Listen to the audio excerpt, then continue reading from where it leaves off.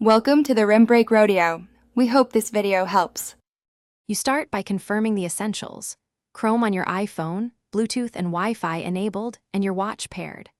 Open Chrome on the phone and sign in so bookmarks and tabs sync.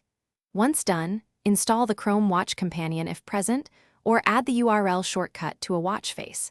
Make sure to keep the phone nearby during initial setup so the watch can fetch data. This speeds up syncing and prevents connection errors while you proceed to load pages. Now you learn to navigate. Open the Chrome app or the saved shortcut on your Apple Watch. Use the digital crown to scroll through content and tap links with your finger. If typing is slow, use voice dictation or canned replies to enter a query. Once you've loaded a page, switch between synced tabs or jump to a bookmark from your iPhone.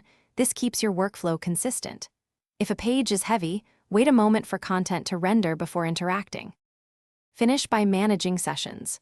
Close unused tabs, and when necessary, force quit the Watch app to free memory for smoother browsing.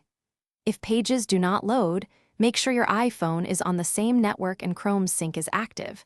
Re-authenticate your Google account if prompts appear. For persistent failures, update Chrome on the iPhone and watchOS, then reinstall the companion app to reset configurations. One quick troubleshooting tip: reboot both devices. That often clears transient connectivity problems. Thanks for watching. Consider subscribing if we helped you.